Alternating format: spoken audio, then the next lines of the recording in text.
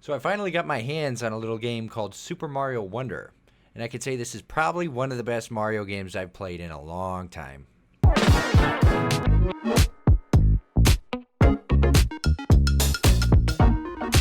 So we finally got our hands on a new 2D Super Mario game. It's been a while since I've actually been excited for a Mario game because for me, I grew up playing some of them. Like I played Super Mario Bros. 3, obviously the original, and then I played like the Super Mario Land games back on the Game Boy. Those were all fine, and I had fun with them at the time, but ever since like Super Mario 64 and Super Mario Sunshine, I played all those, but like in the Wii, I just kind of dropped off of Mario. I just kind of stopped caring. It was the same thing. I was kind of tired of the Mushroom Kingdom. And as silly as it sounds, I'm kind of excited now to be playing Mario again, but in the Flower Kingdom. I think that's different, and I like how everything's just like a little bit weirder than you would expect. Like the piranha plants that come out of the pipes now can like just kind of walk out and go away, and maybe that has happened before, but it feels like something new and fresh. Like, yeah, that would be in the Flower Kingdom. Yeah, there are flowers from the other games in this kingdom, like the Fire Flower. That makes sense. You know, you just found them also in the Mushroom Kingdom, and like you have this bubble flower, and that's all fine. I like that, and I like how it's just different enough to kind of keep you on the edge of your seat. You know, you're not gonna like be blown away by anything you see, but I've been having a lot of fun with it, and this was also perfect because I was looking for a game to play with Brooke because Pikmin 4 came out, and I wasn't really happy with the multiplayer in that game. She wasn't going to be happy just throwing rocks, especially when Pikmin 3, she could have her own squad of Pikmin and kind of go off and adventure on her own and kill them all and come to Daddy for help. So when we skipped Pikmin 4, that kind of left a void where we needed a game to play. And luckily, this game is perfect. You know, we had tried Super Mario Bros. Deluxe, the Wii U port that we got on the Switch, and it was fine. She liked it, but I played that before. I played it back on the Wii U, and I'm not like a huge fan of that art style. I don't like the 3D look that they had. So when this game came out, I was excited because it looked new and fresh. Like it looks kind of like a animated 2D character, and he's very, like, you know, when he goes into the pipe, his hat flies off and he pulls it in with him, and it's just a little bit more fun to watch. It reminds me a lot of Rayman, what was it, Rayman Legends? I played that on the Xbox One back in the day, so that was nice, but I get a lot of vibes like that, where they're just being more creative this time around. Like, there's new enemies for the first time in a long time, and it's like, oh, I don't know what these guys do. Oh, they shoot a little beak across the map, and it creates a platform, and you have to jump up before they shoot another one. Stuff like that's fun. And to me, that's why I'm excited to play this game, because, you know, I'm playing through it with Brooke. I have my own save. I'm trying to go ahead. Right now I'm on World 3, and I've really had a lot of fun. They have like a huge variety of stages, and I made some notes here. So like in the other Mario games, you would just have like, okay, these are your levels. You play through the levels until you get to a boss level. Maybe there's like a little mini game, Toad Hut, where you can try to match up shapes and get points, or you could buy something, whatever. This one, you have like racing levels where you're racing against a Wiggler and you're trying to beat him to the end. That's cool. They have different challenge rooms, musical levels, arena levels, the Wonder Coin shops where you can go through, and if you want to buy a Wonder Seed there, you could just buy it there to try and like bypass other stuff.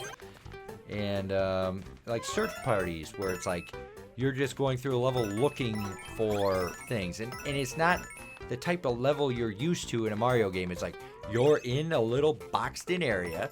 There's 5 things hidden in that area, and you just have to go find them. So it's been fun to kind of go through and like, oh, that's cool, that's new. In the very second, like the first world, second stage, there's one level that I missed in the Target demo, because you can play like the first 3 levels at Target, but it's timed, so you only get 10 minutes. So me and Brooke played through the first level, skipped the second, and started the third. I don't know why I did that. I just wanted to see what you could do.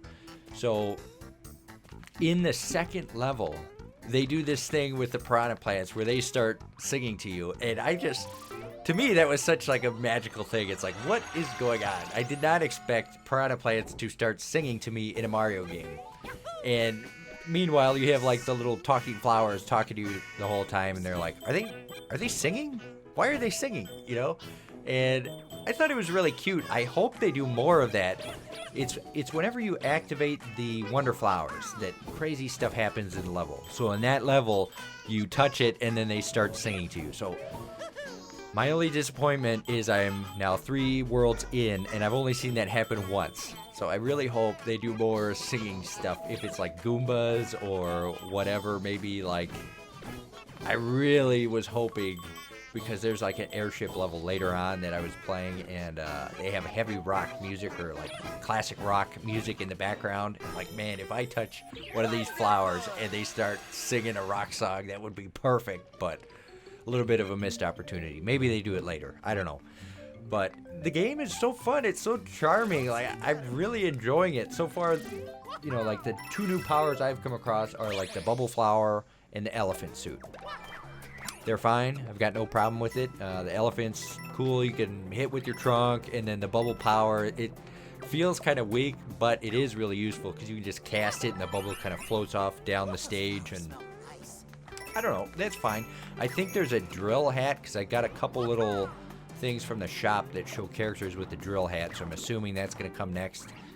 I've just taken this game for what it is. I'm enjoying it. I've been looking for something easier with some challenge to it, and this game's perfect. I mean, some levels are harder. They have difficulty ratings for each level. So before you even start, it's like, hey, this is a 1-star level. This is a 2-star. That's a 4-star. And they're not in order where it's like every level on World 1 is 1 star. Like, the first 3 are 1 star, and then it kind of opens up, and it's like, oh, you could do that one. That's a 4-star level. And you're like, wow, I went from a 1 to a 4-star? Really? So it kind of puts it in perspective, and then when you play that level, you're like, yeah, you can feel the difficulty. So that's cool. What else can I say about the game? It's just, I'm having so much fun with it. Each stage has a number of these Wonder Seeds that you can collect. So I think the way that they're trying to do it, it's like you don't need to collect all the seeds. You just, like, I'm playing through the level just collecting the seeds that I find naturally, and it's always more than enough. If you want to get more seeds, there's always more levels you can do. If you kind of look around in the little open world segment, you could find other seeds. So they're there, like, you know, we were playing last night, and Ashley made a comment like, oh, we need to get that one. And it's like, well, not really, you know. It's going to be hard to get that seed with Brooke. Let's just keep playing through. If we need to do an extra level because we're short on seeds, we can do that. But you come to these little checkpoints where it's like you have to have so many seeds in a world to go to the next section. And, like, for World 1, it was like you unlock this, you do a Wiggler race, and then you go on and fight Bowser Jr. So the first 2 Bowser castles I came across have both been Bowser Jr. So I'm assuming he's just the mini-boss at the end of every world with different sets of powers depending on the Wonder Seed. And I'm fine with that. You know, we'll see as the game progresses. I just think it's so cute. The whole thing is so damn cute. They have all these different characters: Mario, Luigi, Peach, Daisy, 2 Toads, and then a special Toad with, like, braided hair. They all play the same. They can all use all the powers. So if you get Peach, you can get a Fire Flower, and then you have the, you know, they don't jump differently or anything like that. Where you can customize it is by either playing a Yoshi or a Nabbit. They don't take any kind of damage. When you're playing as that, it's like the easy character. You know, if you're a Yoshi, people can ride on your back, and you have the whole tongue thing to eat people and spit them out. That's fine. The Nabbit is just invulnerable, and they don't use powers. Same as the Yoshis. So that's kind of what you can do. And then, if you want to make it even easier or harder or change things up even more, you have badges. So Prince Florian is like this little caterpillar guy, and he lives in Mario's hat in this game. He can use the badges for each area, right? So you can do like a little badge stage and unlock a badge and then use that going forward. So one example is like a dolphin kick.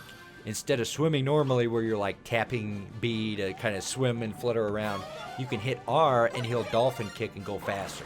So stuff like that. And it will only work if you're wearing that badge.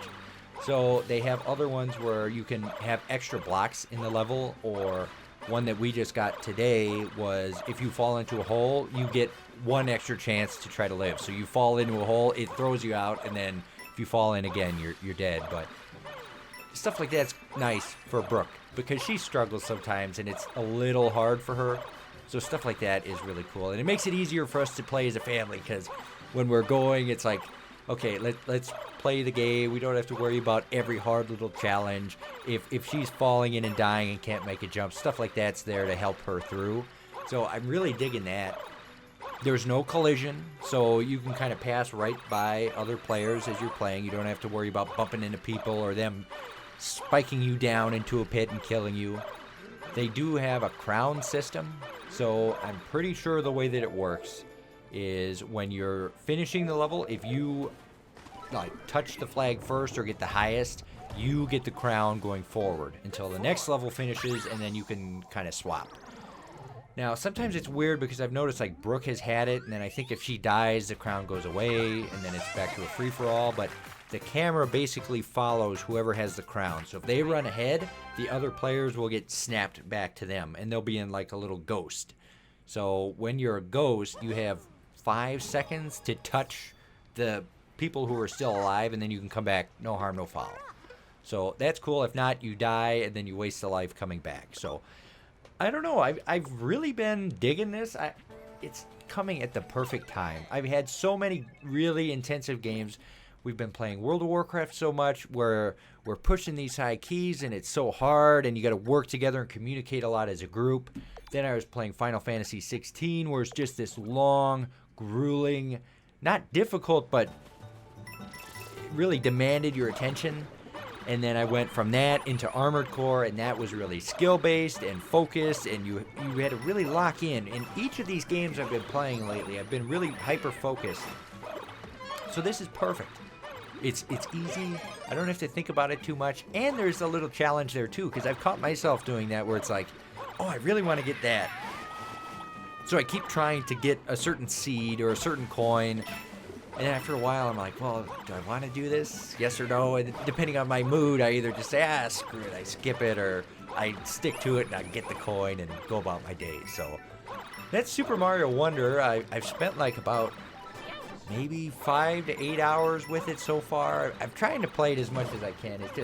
It's busy around the house and we got other stuff going on, but I've really been digging the game. So maybe I'll do a live stream when I get a little bit later just so you can see, you know, what does 45 minutes of Super Mario Wonder look like, and we'll kind of go from there. But yeah, let me know what you think down in the comment section below. Are you happy that we got a new art style for Mario? Do you wish they would have gone further? Is it not enough for you? And oh yeah, I forgot to even mention, we have a new voice for Mario. What do you think about the new voice for Mario? It's wonderful. It's weird how he says that. Wonderful. Wonderful. It's a little weird, a little hard to get used to, but I like it. Yeah. Until next time, I'll see you later. This video is brought to you by your support on Patreon. Visit patreon.com/GrouchyGus94 to help support the channel.